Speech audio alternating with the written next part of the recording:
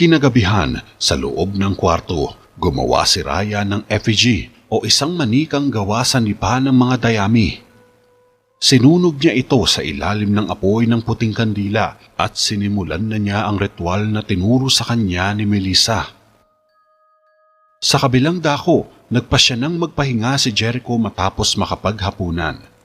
Dahan-dahan siyang humiga sa ilalim ng isang puno para matulog. Gamit ang mahika, inirelight ni Raya ang nasusunog na effigy sa isang kahon. Ang Phoenix Eye ay biglang kuminang mula sa bracelet ni Jericho bago ito tuluyang makatulog.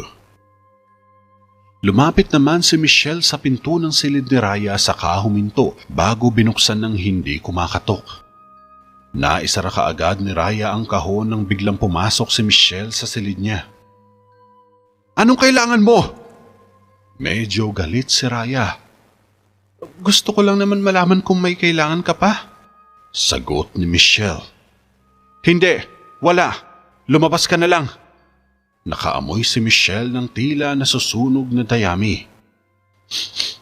"Parang may nasusunog?" saad ni Michelle. "Sabi ko, lumabas ka na!" Pasigaw na utos ni Raya.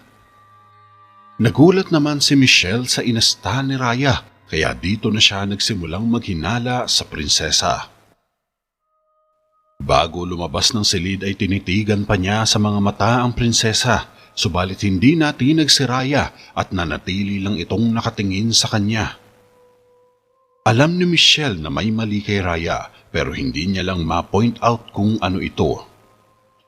Medyo kinakabahan tuloy siya at maaaring hindi niya matanggap kung sakaling may matuklasan siya sa lihim ni Prinsesa Raya. Kinabukasan, ginising si Jericho ng isang kaluskos sa di kalayuan.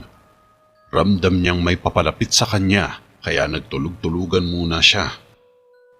Lumapit ang isang pares ng bandido nang maispatan ang suot na pulseras ni Jericho sa kamay niya. Tinutukan siya ng patalim, subalit tinapik ito ni Jericho kaya nagulat ang bandido. Nahawakan niya ang kamay ng kalaban sabay pinilipit ito sa kasinipa ang bandido sa tiyan. Napaatras ang bandido ng ilang dipa. Kinuha ni Jericho ang espada niya na nakatukod lang sa tabi ng puno. Tumayo si Jericho, ngunit sinugod siya ng pangalawang bandido. Nilabanan niya ito, subalit pinahina siya ng Phoenix Eye. Nakaramdam ng pagkahilo si Jericho. Animoy naaalog ang utak niya nang hindi niya maintindihan. Tinaga siya sa likod habang pagewang-gewang siya sa paglalakad. Nasalag ni Prinsipe Jericho ang atake. Pinalis niya ang espada at nadaplisan sa dibdib ang kalaban. Sinundan niya pa ito ng taga sa leeg at mabilis na matay ang bandido. Sumuka ng dugo ang bandido habang tumatagas sa leeg ang masaganang dugo. Nakarecover naman ang unang bandido. Sumugod ito habang nakatalikod pa si Jericho. Nablock ni Jericho ang atake. Mabilis siyang sumagot ng dalawang magkasunod na straight habang pagewang-gewang na nakikipaglaban sa bandido. Sumirit ang atake ng bandido. Ilang serye ng atake ang pinakawalan nito. Nagpalitan ng mga taga at hiwa ang dalawa. Hilo pa rin si Jericho kaya hindi makapokus sa laban. Pakiramdam niya ay lasing na lasing siya. Sinubukan niyang sipain ang bandido. Nakailag ito sabay taga sa ulo. Nakipagbunuan ng lakas si Jericho pero kulang ang lakas niya para itulak ang kalaban. Sinampal siya ng espada at natumba si Jericho. Nabitawan niya ang espada niya. Lumapit ang bandido at inundayan ng saksak ang mahinang katawan ni Jericho. Gah! Nakagulong si Jericho saka mabilis na inabot ang kanyang espada. Tumaga uli ang bandido sa may ulo pero sa kabutiang palad ay nasalag ito ni Jericho. Nakipagbunuan muli ng lakas si Jericho habang dinidiin ang kalaban ng talim ng espada nito sa mukha ni Jericho. Walang ano-ano'y biglang kuminang ang bracelet na lalong nagpahina kay Jericho. Naubusan na siya ng lakas, subalit hindi pa rin siya sumuko sa laban. Pinihit niya papunta sa kanan ang espada. Nadala niya ang bandido at sinaksak niya ito sa sikmura. Tumba ang unang bandido nang tumagos sa likod nito ang espada. Hinihingal na tinaboy ni Jericho ang bandido at sandaling hinabol ang hininga niya. Samantala, nakarating naman si Javier sa taluktok ng bundok malapit sa kakahuyan ng Engred. Huminto siya sandali nang matanaw niya sa ibaba ang maliit na bayan ng Murcia. Napangiti sandali si Javier nang magpatuloy sa pagbaba. Makalipas ang isang oras, pumasok si Javier sa bahay inuman at nakita niya si Kael na nilalampaso ang isang maton sa ibabaw ng mahabang lamesa na puno ng inuming alak. "Kamusta, Kael?" Bati pa ni Javier. "Ah, Javier, ikaw pala." Nasorpresa si Kael. "Ibigay mo na sa akin ang pera ko!" Pumalibot sa lalaking maton ng mga tauhan nitong mga lasenggo. Lumapit naman si Kael kay Javier at walang ano ni biglang kumaripas ng takbo ang dalawa palabas ng bar. Hinabol sila ng mga lasenggo hanggang sa makarating sila sa palengke sa ibabang bayan. Hinabol ng maton si Kael, samantalang dalawang lasenggo ang bumuntot kay Javier. Lumusot si Javier sa masikip na daan habang nakasunod sa kanya si Kael. Sa kasamaang palad ay nabangga ni Kael ang isang lalaki at nalaglag ang mga paninda nito. "Pasensya na!" Paumanhin pa ni Kael. Nagpatuloy sila sa pagtakbo ni Javier hanggang sa makarating sa kabilang bahagi ng palengke. Nagtago sina Javier at Kael sa likod ng mesa na puno ng mga tinapay. Sumilip saglit si Javier ngunit naispatan ito ng mga tauhan ng maton. "Kael, takbo!" Sigaw ni Javier. Tumakbo uli sila. Dahil dito, nagkaroon muli ng matinding habulan sa palengke. Pinagtutumba ni Kael ang mga paninda sa paligid upang maharangan ng mga lasenggo. Nagkagulo ang mga tao na magkalat sa daan ng mga paninda nila. Lalong nainis ang maton kay Kael at hinabol nila ito. Naispatan naman ni Javier ang nakabukas na gate mula sa ilalim ng tore. Pumasok sila doon ni Kael at umakyat sa taas. Sandali silang nagpahinga sa platform habang tinatanaw sa di kalayuan ang malaking kaguluhan sa gitna ng palengke. "Sabihin mo sa akin, anong ginagawa mo dito?" Habol hiningang tanong ni Kael. "May problema si Jericho. Kailangan ko ng tulong mo." Direktang sagot ni Javier. "Anong klaseng gulo?" Tanong pa ni Kael. "Ayun sila!" Sabay turo ng maton kina Kael. "Pumunta siya sa mga mahiwagang lupain." Wika ni Javier habang tumatakbo sila ni Kael. "Ano? Seryoso ka?" Halatang gulat ang lalaki. "Oo," maiksing sagot ni Javier. Nakaakyat na sa tore ang mga lasenggo na may mga dalang pamalo. Nanlilisik ang mga mata ng maton habang nakatingin kina Javier at Kael. Ngayon lang naging kaakit-akit puntahan ng lugar na yon. Umakyat sina Kael at Javier sa dingding ng tore at tumingin sa ibaba. Kita nila ang mga kabayo na nagpapahinga sa ibaba na napapaligiran ng mga dayami. "Sige, tumalong ka na at kunin mo ang mga kabayo," utos ni Kael. "Huwag kang magbiro ng ganyan," ani ni Javier. Nagkibit balikat lang si Kael, sabay tinapon si Javier sa gilid ng tore papunta sa isang stock ng mga dayami. Sumunod na tumalon si Kael. "Ah!" Sigaw pa ng dalawa. Nagmadali silang tumayo at tumingin sa itaas. Natuwa sila nang makitang nag-uusok sa galit ang maton. "Humanda kayo sa akin! Pagpipira-pirasoin ko ang mga buto nyo!" Galit na sigaw ng maton. "Halika na!" Tumatawa lang si Kael habang paalis na sila ng bayan.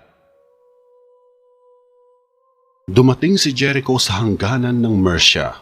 Napahinto siya saglit nang mamataan niya sa di kalayuan ang isang lupain na tila nagkukulay pula dahil sa init ng araw. Nahihilong tiningnan ni Jericho ang mapa.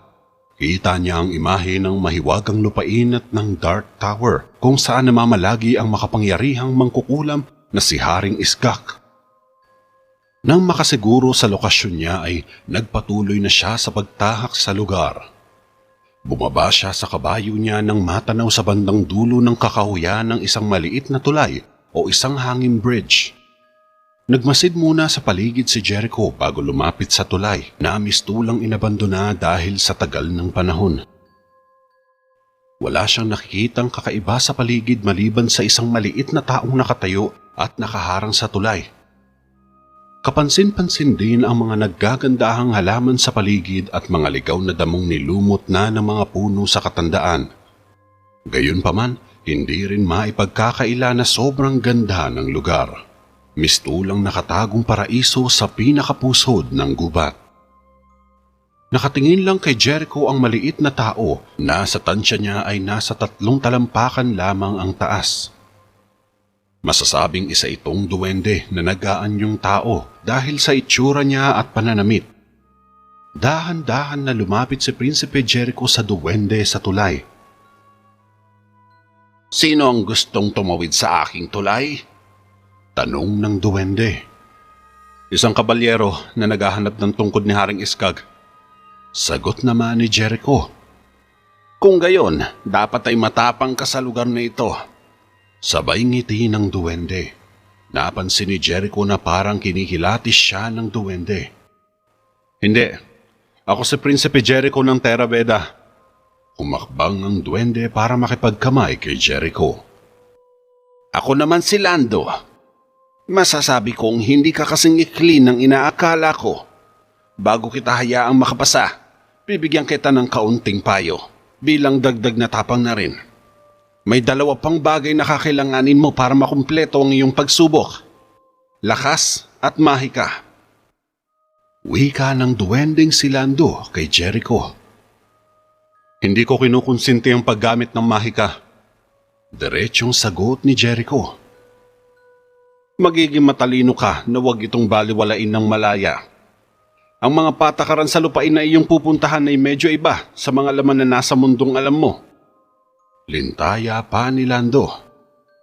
"Salamat sa payo mo." Tumabi agad si Lando.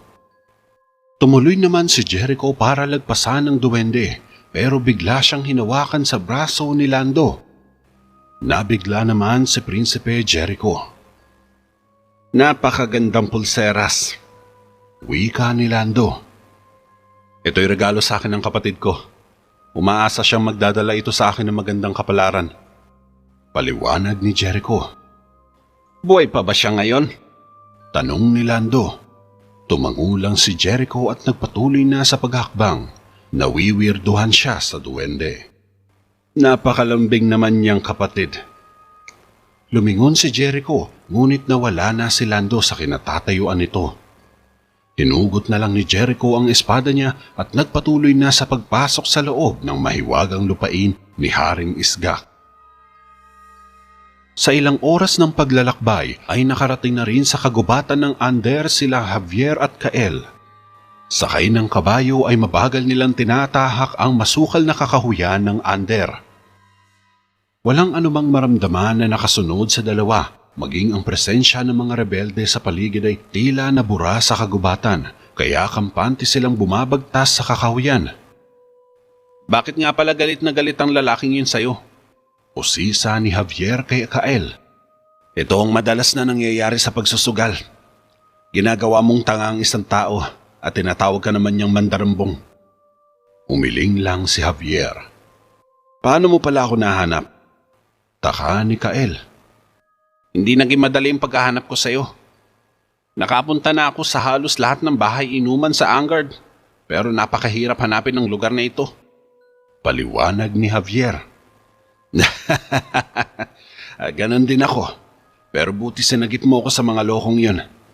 Nagtawanan tuloy ang dalawa. Samantala, nakapasok na si Jericho sa mahiwagang lupain. Naglalakad lang siya ng mag-isa sa malaimpyernong init ng lugar. Wala siyang nakikitang buhay na nilalang sa paligid. Halos tuyo na ang lupaing inaapakan niya. Unti-unti na rin siyang pinagpapawisan ng malagkit at nakakaramdam ng matinding uhaw.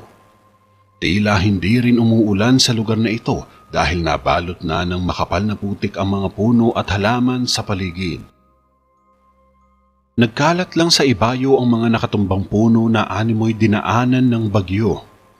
Yung iba ay nanatili pa rin na nakatayo pero lagas na ang mga dahon dahil sa sobrang katandaan. Hindi sukat akalain ni Prinsipe Jericho na may mga ganitong klaseng lugar sa kabilang mundo nila. Hindi rin niya masiguro kung kailan siya makakatiis dito o kung makakalabas pa siya ng buhay. Pero isa lang ang sigurado siya. Kailangan niyang mahanap ang kastilyo ni Haring Isgak upang matapos niya ang pagsubok na ito. Maya-maya pa ay biglang kuminang ang bracelet na suot ni Jericho na siyang naging dahilan ng pagbagal ng lakad niya. Pakiramdam niya ay bumibigat ang kanyang mga paa at hinihigop ang lakas niya sa paraang hindi niya maintindihan. Parang nauubusan siya ng lakas, tila hinihigop ng lugar ang kaluluwa niya. Gayunpaman, nagpatuloy pa rin si Jericho sa pagbagtas sa lugar kahit na halos himatayin na siya sa daan. Samantala, kasalukuyang inaayos naman ni Michelle ang buhok ni Raya sa loob ng silid. Tinitirintas niya ito gamit ang mga rubber band na nabili niya sa isang tindahan ng mga goma sa palengke. Napakabuti mo sa akin, Michelle. Salamat. Wika ni Prinsesa Raya na nakangiti. Wala lang yun. Sagot naman ni Michelle. Galit ka ba sa akin? Alam kong sinigawan kita kagabi, kaya humihingi ako ng paumanhin. Ano ang maaari kong gawin para makabawi sa'yo? Saad ni Raya nang humarap ito kay Michelle. Nako, kalimutan mo na. Nakangiti ang dalaga. Bakit hindi ka kaya muna magpahinga? Nawala ang ngiti ni Michelle. Muli na naman siyang naghinala at tinitigan sa mata si Raya. Huwag mo akong tignan ng ganyan. Saka sigurado naman ako na kaya kong alagaan ang sarili ko kahit isang gabi lang. Ani ni Raya. Napakabait mo, prinsesa. Pineke ni Michelle ang ngiti niya para maging komportable pa rin sa kanya si Raya. Balak niyang manmanan ito. Masaya akong naging magkaibigan ulit tayo.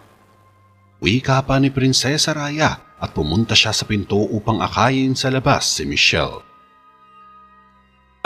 Mamaya na ako aalis. Sisiguraduhin ko lang na handa na ang lahat pagbalik mo. Sambit ni Michelle. Ngumiti lang si Raya. Wala itong kaalam-alam sa binabalak ni Michelle. Ang lambing mo naman. Pero huwag ka magtatagal ha.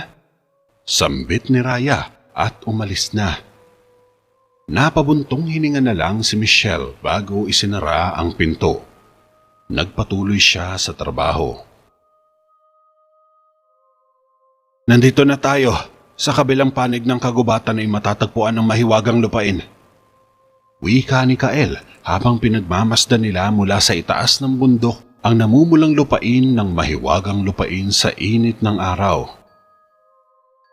Mukhang hindi masyadong masaya ang lugar na yan. Komento naman ni Javier. Hindi naman kasi talaga.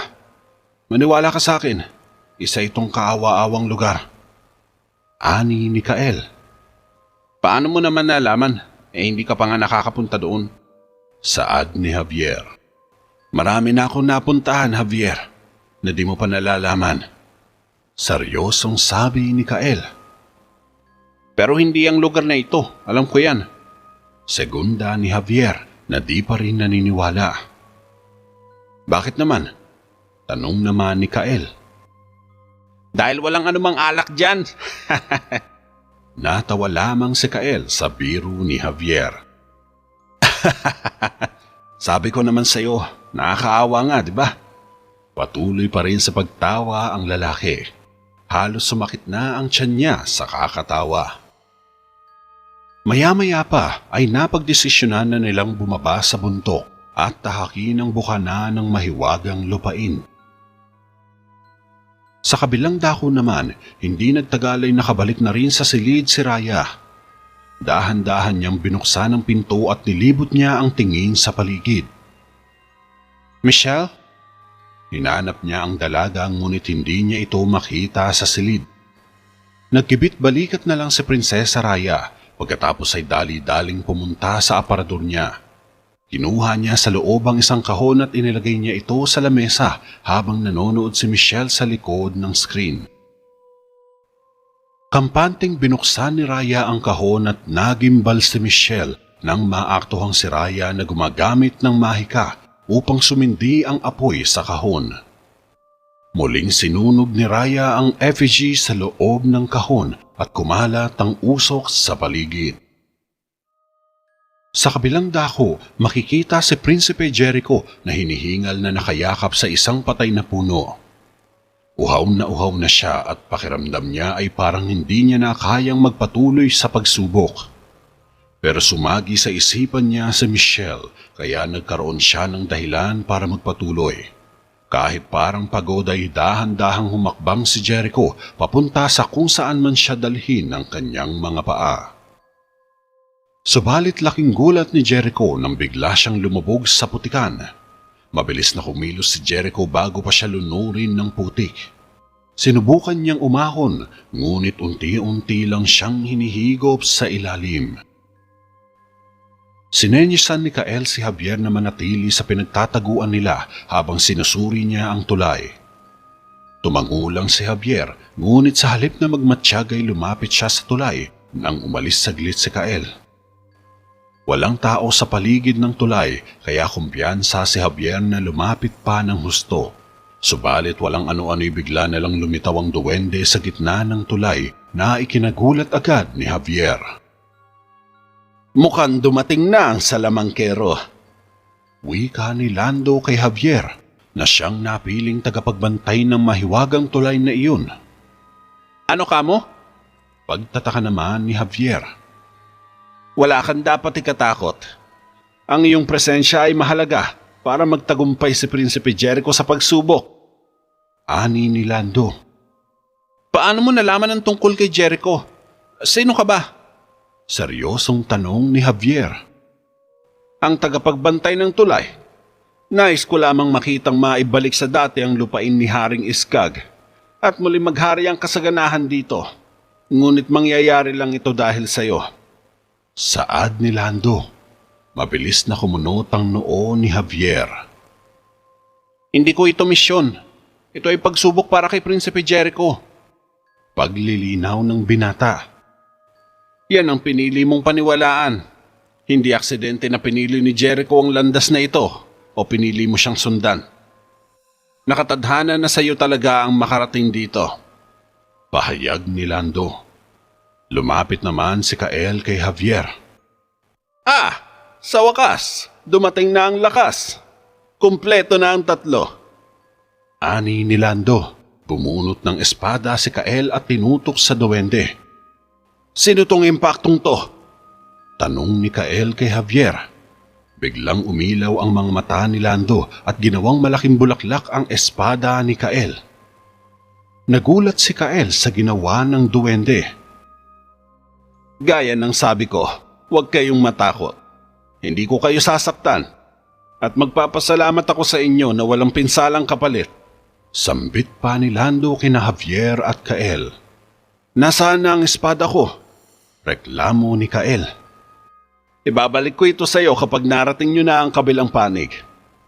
Napangiti si Kael sa sinabi ni Lando. Nauna na itong tumawid sa tulay habang bitbit pa rin ang malaking bulaklak. Naiwan naman si Javier sa tabi ni Lando. Naghintay na maraming taon si Haring Iskag para sa araw na ito. Huwag may pagkait sa kanya ang gusto niya mangyari. Tumango lang si Javier at naglakad papunta sa tulay. Tandaan mo, wala itong saysay kung wala ka, Abner. Dagdag pa ni Lando, sabay lumitaw ang isang nakakalokong ngiti sa mga labi nito. Sa kabilang dako, patuloy na nagpupumiglas si Jericho sa ilalim ng putikan para makaahon ito sa malako-munoy na putik. Gamit ang kanyang espada ay sinubukan niyang sungkitin ang isang ugat ng puno na nakalaylay sa ibabaw. Pinaikot niya ang espada para pumulupot dito ang ugat at sa kabutihang palad ay nahila niya ang ugat hanggang sa mahawakan na niya ito. Ginamit ni Jericho ang natitirang lakas upang makaahon sa pagkakalubog sa putik hanggang sa tuluyan niyang maiahon ng sarili sa putik.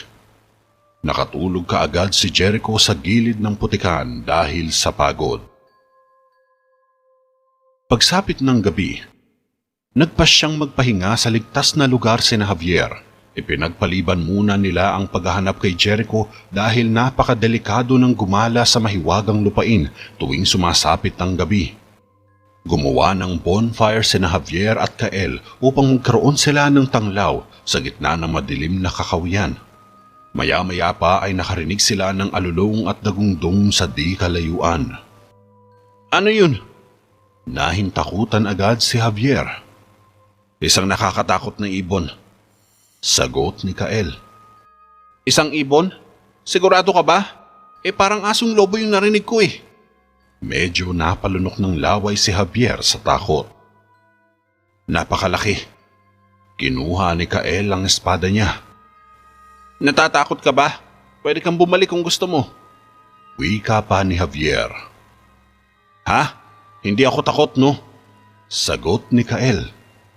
"Pero hindi ko alam kung bakit mo ginagawa ito." Saad ni Javier. Umupo ng maayos si Kael.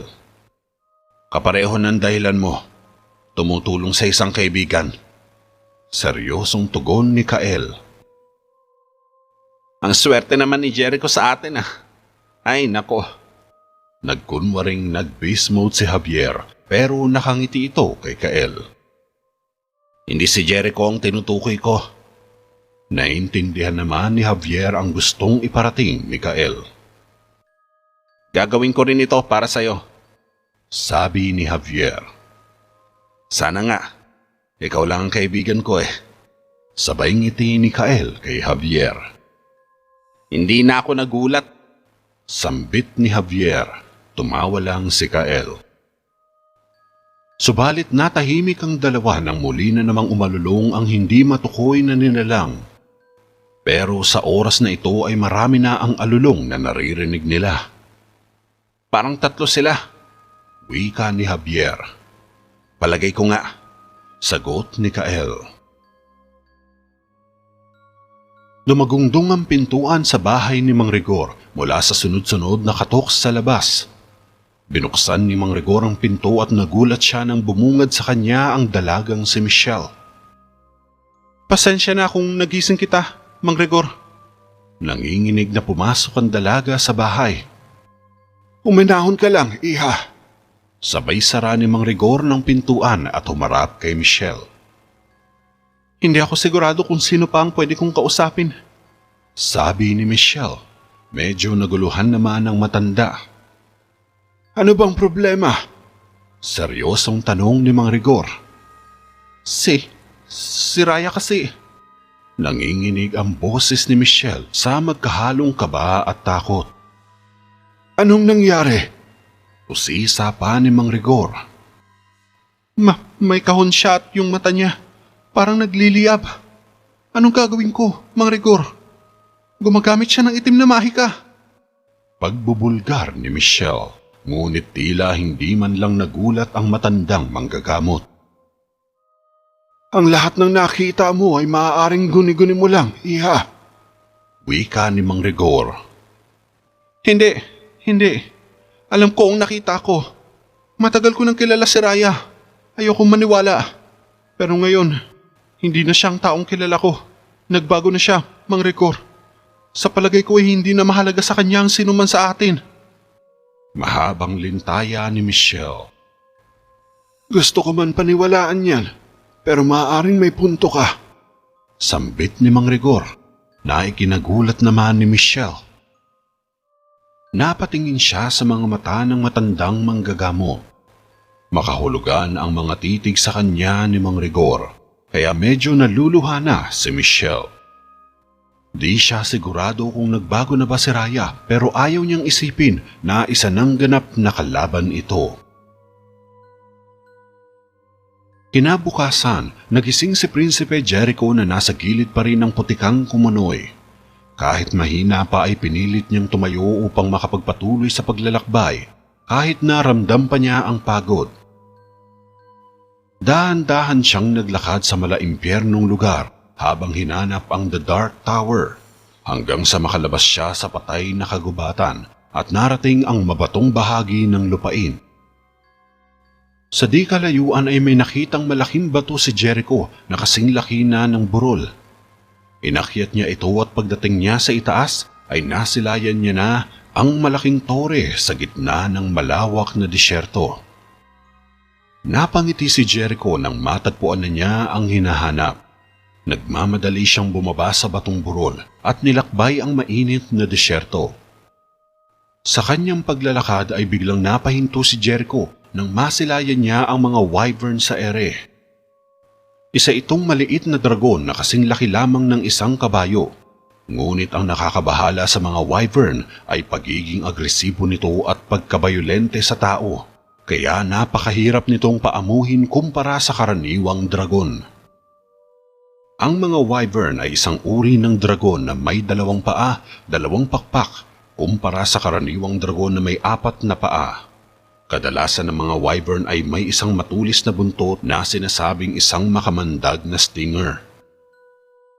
Paikot-ikot lang sa paligid ng Dark Tower ang mga wyvern na para bang binabantayan ng tore ni Haring Isgak. Subalit laking gulat ni Prinsipe Jericho nang mapansin siya ng mga wyvern.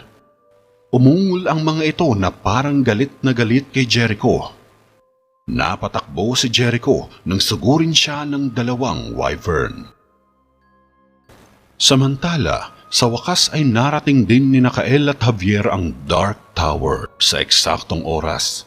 Nakatayo sila ngayon sa ibabaw ng malaking bato kung saan tumayo si Jericho ilang minuto na ang nakakaraan. Nakangiti si Javier nang natanaw niya ang malaking tore sa gitna ng disyerto. "Ayan na!" wika ni Javier. "Anong bagay na yan ang paikot-ikot sa ere? Parang hindi sila mga ibon." Pansin ni Kael nang maispatan ng wyvern sa paligid ng tore. "Hindi pa ako nakakakita ng mga nilalang na ganyan," sagot naman ni Javier. "Parang may hinahanap sila," ani ni Kael nang makitang bumubulusok pa ibaba ang mga wyvern. Iginala naman ni Javier ang mga mata niya sa disyerto at napansin ang isang maliit na flash ng liwanag. Biglang kumunot ang noo ni Javier. "Ano yun?" Itinuro ito ni Javier. "Mukhang espada," sagot naman ni Kael. "Malamang si Jericho yun. Tara!" Mabilis na kumilos sina Javier at bumaba sa malaking bato para puntahan si Prinsipe Jericho. Samantala, sinusubukan ni Jericho na palayasin ng mga wyvern gamit ang espada habang tumatakbo siya papunta sa Dark Tower. Ngunit napahinto si Jericho nang salubungin siya ng isang wyvern. Nag-ready stance naman si Prinsipe Jericho at inabangan ng pagbulusok ng galit ng wyvern. Pinababa ng wyvern ang mga binti upang dakitin si Jericho, subalit nakayuko si Jericho at hinampas ng espada ang wyvern. Napaungol ang wyvern nang tinamaan nito sa kaliwang binti. Sumugod ang pangalawang wyvern mula sa likuran ni Jericho. Gamit ang matatalas na mga kuko ay tinusok niya sa likod si Jericho. Umiwas si Jericho nang gumulong siya sa kanan at sinabayan ng pagtusok sa tagiliran ng wyvern. Tumuhog sa wyvern ang dulo ng espada niya. Nasaktan ng wyvern at lumayo. Sinamantala agad ito ni Jericho para makatakbo papunta sa Dark Tower. Bagaman nahihilo na dahil sa pagod ay pinilit pa rin ni Jericho na makarating sa tore habang hinahabol siya ng mga wyvern. Nakapasok siya sa bakal na tarangkahan, sabay ibinaba ni Jericho ang portcullis o lock ng gate. Napahinto sa paghabol ang mga wyvern nang sumara ang gate. Lumipad sila sa ere at naghanap ng malulusutan mula sa sirasirang pader sa tore. Nakalapit na sina Javier at Kael sa Dark Tower, pero napahinto sila nang makitang pinapalibutan ng mga wyvern ang malaking bahagi ng tore. Sana naisip ko na to, sambit ni Kael. Kung ganon, ano sila? Tanong ni Javier. Mga wiberno sila, malayong pinsan ng dragon. Sila ay nilalang ng mahika. May buntot sila na kayang pumatay ng isang tuhog lang. Kaya mag-iingat tayo. Tarantang paliwanag ni Kael. Nagpatuloy sa paghahabol ang mga wyvern kay Jericho. Umakyat si Jericho sa pasikot-sikot na hagdan at pumasok sa isang silid. Subalit di pa rin siya tinitigilan ng mga wyvern. Hinabol siya ng mga ito sa kaloob-looban ng lumang tore. Sa kabilang banda, kasalukuyan ng gumagapang si Kael sa ilalim ng gate habang inaangat naman ni Javier ang tarangkahan. Bilis! Bilisan mo! Binaba ni Javier ang portcullis nang makalusot si Kael sa gate. Maghiwalay tayo! Wika pa ni Javier. Tumango si Kael at naghiwalay ng landas ang dalawa. Patuloy naman tumatakbo si Jericho paakyat sa hagdanan habang sinusundan siya ng mga galit na wyvern. Sa bilis niyang tumakbo ay nakarating siya sa isang mahabang pasilyo. May nakita siya nakabukas na kwarto sa dulo ng pasilyo kaya hindi siya nag-atubiling pumasok sa naturang kwarto. Narinig pa ni Jericho sa di kalayuan ng mga angil ng wyvern kaya dali-dali niyang isinara ang pinto at tinarangan ng kahoy sa loob. Napasandal sa pagod si Jericho sa likod ng pinto. Hinihingal siyang napatingin sa paligid. Wala siyang makitang anumang gamit sa paligid maliban sa isang fireplace. Maya-maya pa ay biglang umilaw ang suot na pulseras ni Jericho. Kasabay nito ang pagtusok ng kuko ng wyvern sa pinto. Napaatras sa gulat si Jericho at lumayo sa pinto. Napaupo siyang umatras sa sahig hanggang mapasandig sa pader. Tinutok niya ang espada sa harapan at inabangan ang pagpasok ng wyvern. Ngunit dahil sa epekto ng pulseras ay tuluyang nabitawan ni Jericho ang kanyang sandata habang pilit pa rin na sinisira ng wyvern ang pinto. Parang isang serye ng saksak ang bumubutas sa maninipis na kahoy ng pinto. Tila galit na galit ang wyvern habang patuloy na winawasak ang pintuan. Pinulot ni Jericho ang espada niya sa sahig at itinutok sa wyvern na malapit nang masira ang pinto. Name-mental block na si Jericho habang pilit na hinahabol ang hininga. Pagod na siya at unti-unti nang napapapikit sa sobrang bigat ang pakiramdam niya sa patuloy na epekto ng mapaminsalang bracelet ni Raya. Nakarating si Javier sa ikatlong palapag ng tore at nadinig niya ang angil ng wyvern. Hinanap niya ito sa pamamagitan ng matalas na pandinig. Animoy nag-e-echo sa tainga niya ang tunog ng wyvern. Hinanap niya kung saan nagmula ang ingay at dinala siya nito sa isang mahabang pasilyo. Nakita niya sa dulo ang isang wyvern na pilit sinisira ang pinto ng kwarto. Di kalaunay ay nasira na rin ng wyvern ang pinto kasabay ng tuluyang pagkawala ng ulirat ni Jericho sa muling pagkinang ng bracelet. Sa kabilang dako naman, patuloy pa rin ang paghahanap ni Kael kay Jericho. Lakad takbo siyang umaakyat patungo sa ikalawang palapag nang hanggang makarating sa bridge corridor kung saan matatanaw sa wasak na pader ang malawak na disyerto. Narinig ni Kael ang angil ng wyvern. Jericho! Jericho! Napatakbo muli si Kael. Samantala, pumasok na sa loob ng kwarto ang wyvern na sinundan din ng kasamahan nito. Dahan-dahan nilang nilapitan si Prinsipe Jericho habang ito ay nakatihaya sa sahig at walang malay. Dumaan naman si Javier sa kabilang bahagi ng pasilyo at tumalon papasok sa silid. Nakita niya si Jericho na walang malay na nakabulagtana sa sahig habang pinapalibutan na ito ng mga wyvern. Biglang tumalon sa harap ng mga wyvern si Javier. Kasabay nito ay nagsalita siya ng wika kung saan maiintindihan siya ng mga dragon. Walang ano-ano'y yumuko ang mga wyvern sa kanya katulad ng ginawa ni Gamora noon. Nawala ang pagiging agresibo ng mga ito at dahan-dahang tumalikod para lumabas ng silid. Naiwang mag-isa si Javier na malalim na napabuntong hininga sa nerbiyos. Nilapitan kaagad ni Javier si Jericho at inalis ang pulseras sa kamay nito. Nagising si Jericho na medyo gulat habang nakatitig kay Javier. "Anak ng 3 baka, anong ginagawa mo dito?" Medyo naiinis na tanong ni Jericho. Bakit hindi ka nalang magpasalamat kaysa nagtatanong ka pa? Nakangiti si Javier. "Salamat? Ano, para tuluyang sirain ang pagsubok na ito?" Bumangon si Jericho. Isa itong magandang trabaho, kaya ako nandito. Kung wala sana ako, malamang pinagpiestahan ka na ng mga dragon na yun. Masungit na wika ni Javier kay Jericho. "Ilang beses ko bang kailangan ipasok sa makapal mong bungo na ako lang dapat ang gumawa nito? Ako lang mag-isa." Sermon ni Jericho. Nagulat ang dalawa nang biglang sumulpot ang pangatlong wyvern habang sumisigaw ito sa kanilang likuran at nakahandang umatake. Tumuhog ang dulo ng espada sa tiyan nang sinaksak ni Kael sa likod ang wyvern. Bumagsak ang wyvern at nakita nila si Kael. Magaling. Mas lalo lang itong bubuti. Nandito rin ba sila Michelle at Raya? Magkakaroon ba tayo ng sorpresang pagdiriwang? Ani ni Jericho na mas lalong nainis sa pagdating ni Kael. Mukhang mapupurnada pa ang misyon niya dahil sa 2 mukhong na ito. Umiling ng bahagya si Javier at tumabi kay Kael. "Marami pang wyvern sa kabilang bahagi ng tore. Kailangan na natin makaalis dito." Saad ni Kael.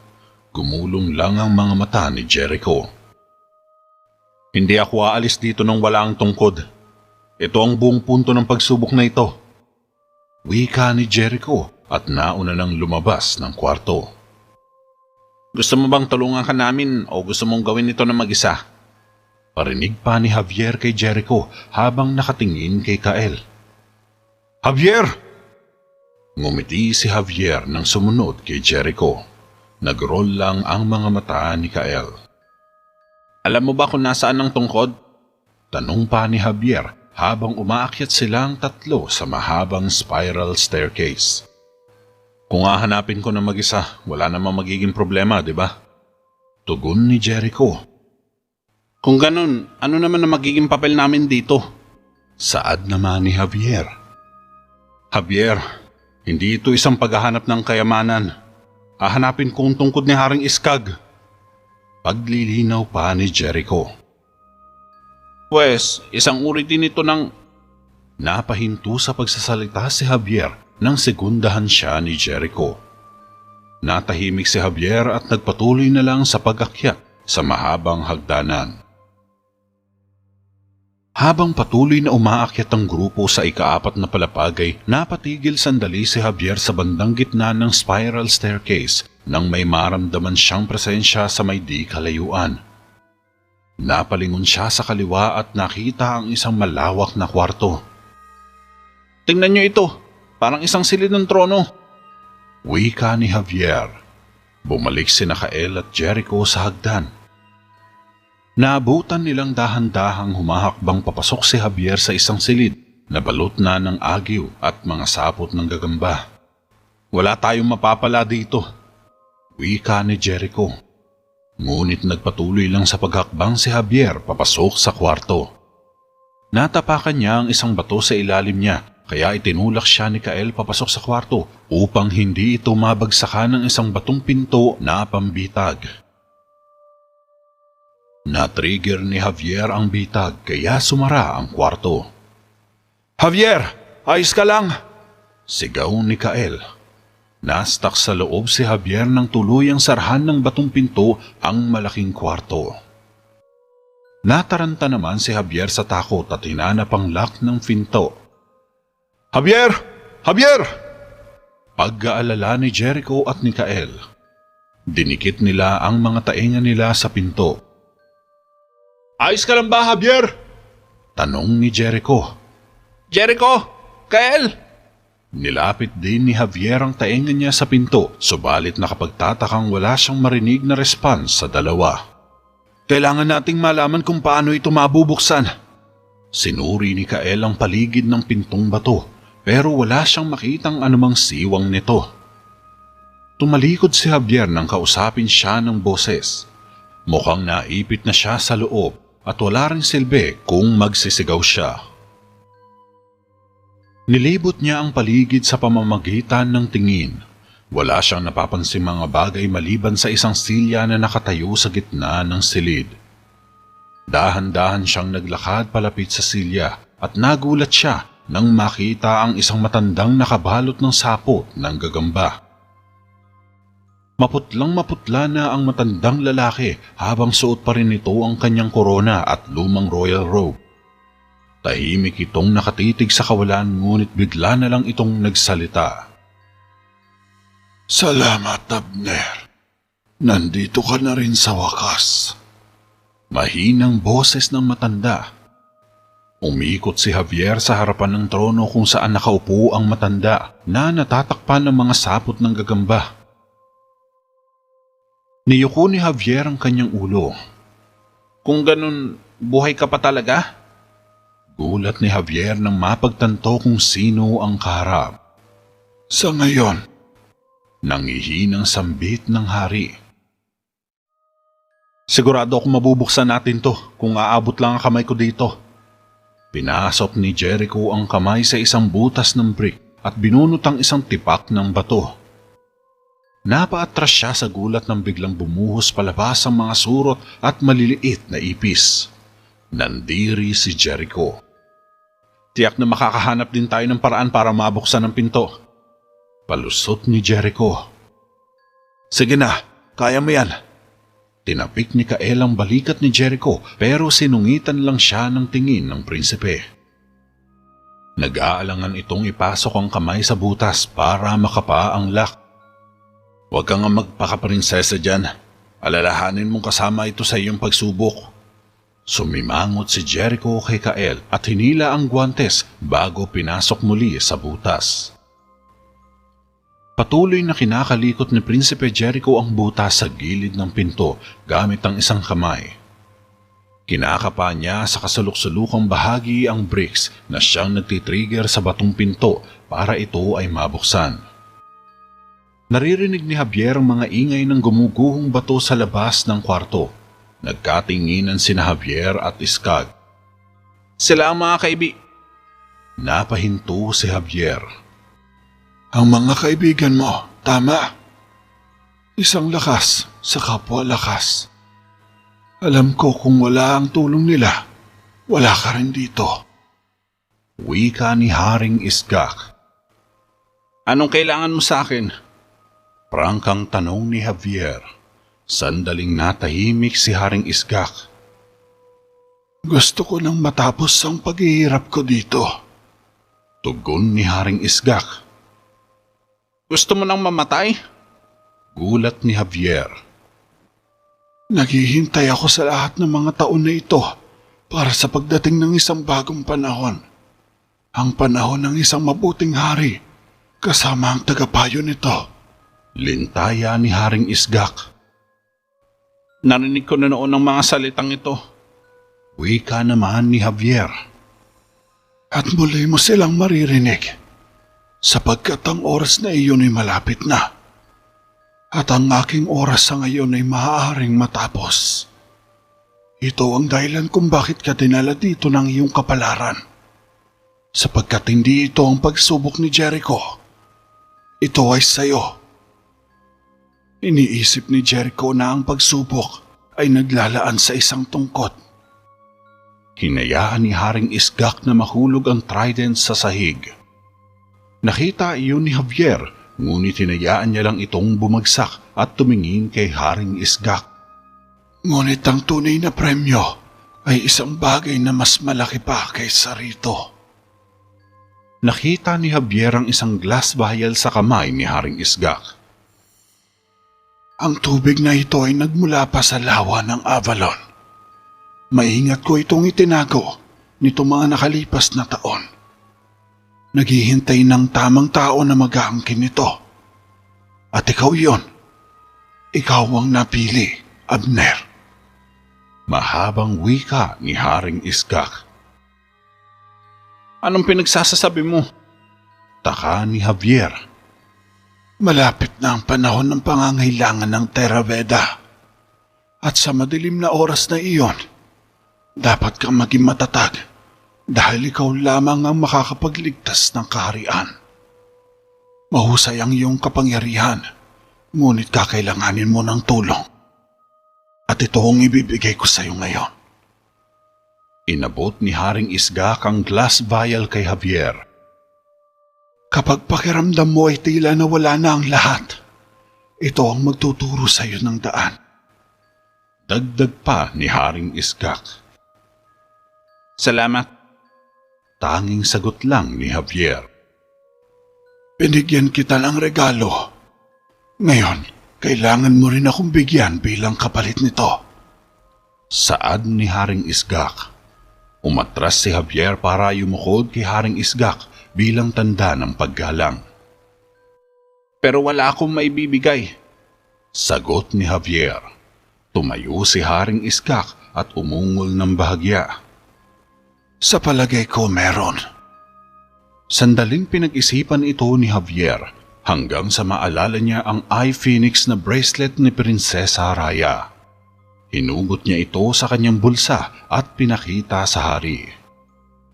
Kung ibibigay ko ito sa'yo, maaari kang mamatay. Saad ni Javier. Ngunit inabot ni Haring Iskak ang kanyang braso at tumango. Tumango rin si Javier sabay niluhod ang isang tuhod at inilagay ang pulsera sa kamay ni Haring Iskak. Ang Phoenix Eye ay kumikinang habang nasa kamay ni Haring Iskak. Napapikit si Javier nang biglang lumakas ang hangin sa paligid nila. Wala siyang kamalay-malay na tinatangay na pala ng hangin si Haring Iskak. Naglaho ito na parang natunaw na asupre nang tangayin ng pinaghalong itim at abong hangin. Salamat.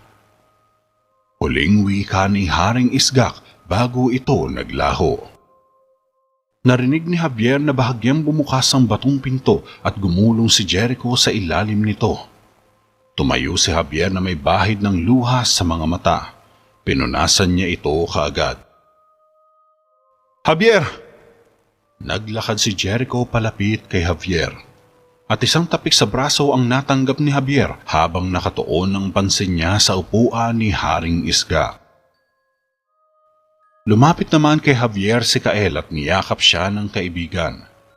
Nasipat ni Prinsipe Jericho ang luklukan ni Haring Iskak. Ha! Tingnan niyo kung anong nahanap ko!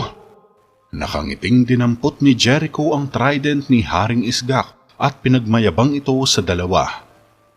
Umalis na tayo dito. Dugtong pa ni Jericho na nauna nang lumabas sa silid. Nagpalitan lang ng tingin si Javier at Kael. Nanguuyang pang tiningnan ni Kael si Jericho nang sinundan niya ito sa labas. Napasulyap naman si Javier sa lukluka ni Haring Iskak bago ito umalis sa silid. Makalipas ng 2 araw, nakarating na rin sa border ng Terra Veda ang tatlo. Kuminto sila sa may gilid ng patag na lambak habang nakatanaw sa isang katuldok na kaharian. Ito na ang hangganan. Sa utos ni Argo, mukhang wala na akong magagawa para pumasok pa riyan. Wika ni Kael. Pasensya na, Kael. Wala akong magawa para baguhin iyon. Malungkot na sagot ni Jericho. Baka isang araw, malay nyo, biglang magbago ang lahat, di ba? Sabat naman ni Javier. Siguro. Pero kapag nakaupo pa rin ang isang kalahating disenteng hari, wala pa rin magbabago. Saad naman ni Kael. Hoy, tatay ko pa rin yun, no? Ani ni Prinsipe Jericho. Natawa na lamang si Javier sa kanila. Pwes, hindi lahat ay pwede mong makuha, di ba? Turan pa ni Kael. Saan ka naman pupunta ngayon? Tanong ni Javier. Nilawayan ni Kael ang isang daliri niya at pinitik ito sa hangin. Sa tingin ko, doon muna ako mananatili sa Hilaga. Sagot naman ni Kael. Hindi ka mabubuhay na maayos kapag ganyan ka palagi. Sambit ni Javier. Oo, pero nakakatuwa pa rin subukan. Tugon ni Kael. Itinulak na ni Jericho ang kabayo niya. Salamat, Kael. Bukal sa pusong sabi ni Javier. Sabay tango ni Kael. Tatandaan ko ito, Kael. Habol pa ni Jericho. Tumangulang uli si Kael at kumaway naman si Jericho habang paalis na sila ni Javier. Ilang oras ang nakalipas ay nakarating na rin sila sa terabeda ni Javier at Jericho. Natatanaw na nila ang malaking kaharian na may layong 500 metro. Dahan-dahan lang ang takbo nila habang papasok sila sa kakahuyan. Muntik ko na makalimutan. Magandang karanasan pala iyon. Nakilala mo ba ang maliit na lalaking iyon sa tulay? At pagkatapos ay yung mga dragon, nakakatakot talaga sila. At pati ang pinto ng silid ng trono. Malapit na ako makulong dun. Panay daldal lang ni Javier nang binabagtas na nila ang kakahuyan. Nakakaloko ka minsan, Javier. Ibig kong sabihin, ano sa tingin ng nalalaman mo dito? Para kang hangin lang dun, hindi man lang kita naramdaman. Masungit na sabi ni Prinsipe Jericho. Siyempre di mo kasi nakita dahil tulog ka. Pangangatwiran naman ni Javier. Wala ka nga doon. Ilang araw mo na akong hindi nakikita. Nagpunta ka sa isang maliit na paglalakbay upang mangolekta lamang ng mga halamang gamot o anumang ginagawa mo sa iyong bakanteng oras. Yun ang sasabihin mo kapag nakauwi na tayo. Saad ni Jericho. Siyempre. Kung malaman ng iyong ama na hindi ka nag-iisa, nako. Banta ni Javier. Oo na, Javier. Kaya itiko mo na lang yung bibig mo. Wika ni Prinsipe Jericho. Masusunod ka, mahalan. Pero gagawin ko lang ang sinasabi mo kapalit ng isang bagay. Humingi ng kondisyon si Javier kay Jericho. Anong klaseng kapalit naman? Taka ni Jericho. Isang araw na pahinga lang naman. Nakangiting pakiusap ni Javier. Sa tingin ko napakarami mo pang gagawin mamaya. Bubunutan mo pa ng mga halamang gamot si Mang Rigor bilang pasalubong sa kanya. Sabay pinatakbo ni Jericho ng mabilis ang kabayo niya. Napailing na lang si Javier at asar na sinundan si Jericho. Samantala, sinisindihan naman ni Michelle ang mga puting kandila sa ibabaw ng isang aparador. Lumapit si Raya sa bintana habang may dalang tasa at tsaa, ngunit nagulat siya nang makita si Jericho na nakasakay sa kabayo at huminto sa main square. Bumagsak ang panga ni Raya at humina ang kamay niya sa hawak niyang tasa. Bumuhos ang tubig nito hanggang sa tuluyang mahulog. Bumaba ang tingin ni Michelle sa tasa, sabay umakyat kay Raya na nakatingin lang sa labas ng bintana. Prinsesa? Nasulyapan ni Michelle si Jericho na bumababa sa kanyang kabayo. Jericho? Oh, salamat naman. Ani ni Michelle. Hindi ba ito kahanga-hanga? Masayang-masaya rin ako. Wika ni Raya. Tumingin si Michelle nang may pagdududa kay Raya at kinuha ang basag na tasa sa sahig. Lilinisin ko na lang ito mamaya. Sabay alis ni Michelle. Ilang minuto ang nakalipas, iniharap ni Jericho ang trident sa loob ng konseho. Masayang-masaya ang kanyang ama sa pagbabalik niya na dala ang isang bagay na pagmamay-ari ni Haring Isgak. Sa wakas ay nalagpasan rin niya ang pagsubok at natapos ito ng walang anumang galos sa katawan niya. Jericho, hindi ko alam kung ano ang masigit na nakakalugod sa akin. Ang magkaroon ng ganitong mahalagang bagay o malaman na sa wakas ay napatunayan mo ngayong sarili. Ang lalaking palagi kong inaasam na magiging ikaw balang araw. Wika ni Haring Argo. Salamat po, Ama. Sagot naman ni Jericho. Wala akong alinlangan na balang araw ay magiging isa kang mabuting hari. Dagdag pa ni Haring Argo. Umalakpak naman ang buong konseho sa tagumpay ni Jericho. Napatayo rin si Raya at nakipalakpak na rin, ngunit hindi rin maipagkakailang nag-uusok ito sa galit dahil sa palpak niyang plano. Tila hindi man lang umubra ang bracelet para mapatay niya ang kapatid niya. Samantala, itinaas naman ni Mang Rigor ang glass vial na nakuha ni Javier kay Haring Isgak sa loob ng Dark Tower. Galing ito sa lawa ng Avalon. Seryosong tanong ng matanda na manghang-mangha sa bagay na hinahawakan. Yan ang sabi niya sa akin. Sagot ni Javier. Napaka-interesado naman ito. Ani ni Mang Rigor habang tutok ang mga mata sa glass vial. Ano sa tingin mo? Tanong pa ni Javier. Pwes, dapat itong magkaroon ng kabuluhan, Javier. Tugon naman ni Mang Rigor. Siguro, pero naniniwala ka ba sa mga babala niya? Kasunod na tanong ni Javier. Ang mahalaga ay nakilala na natin ang isang kaaway sa loob ng ating pader. Makahulugang sabi ni Mang Rigor. Si Raya. Nasambit ni Javier. Hindi niya pa nakita ang reaksyon nito matapos matuklasang nakabalik ng buhay si Jericho. Sigurado siyang nagngingit-ngit ito sa galit matapos mabigo ang planong pagkitil sa buhay ng kanyang kapatid. Ang kanyang kakayahan ay lumalago na. Tama man o mali si Haring Isgak, magiging hangal tayo kung hindi natin papansinin ang kanyang mga salita. Inabot ni Mang Rigor ang glass vial kay Javier. Tinignan saglit ni Javier ang glass vial. Nakita niya ang kanyang sarili sa tubig at bahagyang napabuntong hininga. Sa susunod na kabanata, nang si Esther, isang mananambal at dating kasintahan ni Mang Rigor ay magbalik sa kaharian ng Terraveda, nagdala siya ng isang manticore na may planong patayin si Haring Argo gamit ang lason mula sa buntot ng alakdan nito. Nang malaman nito ni Javier ay sinubukan niyang sabihin kay Mang Rigor ang totoo, ngunit hindi siya nito pinakinggan. Gayunpaman, gumawa pa rin ng paraan si Javier upang malabanan ng Manticore at tuluyang wasakin ang kahon na siyang pinagmumulan ng kapangyarihan nito para makatawid sa mundo mula sa kabilang dimensyon.